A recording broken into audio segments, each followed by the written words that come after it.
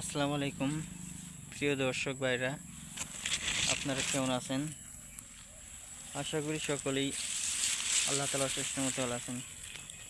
তো একজন কৃষক ভাই তার জমিতে নেপিয়ার ঘাস রোপণ করেছেন। তো এই গাছগুলো কিন্তু সরকারি একটি ঘাস, তো যাকে নেপিয়ার ঘাস বলা হয়ে থাকে।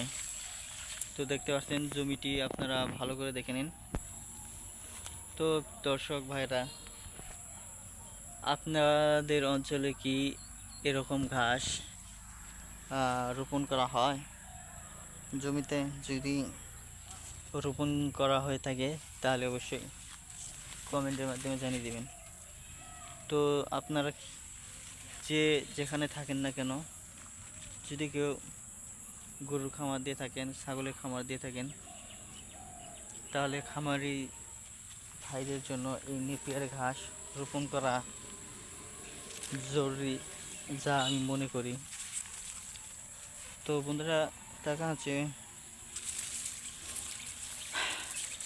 খামারে অনেকগুলো গরু থাকে, তো কয়েকটি গরু থাকে, সেগুলো লালন পালন করতে গিয়ে কিন্তু প্রতিনিয়ত খামারি ভাইদের অনেক টাকা খরচ হয়ে যাচ্ছে। তো বন্ধুরা, সেই খরচের পরিমাণ কমানোর জন্যই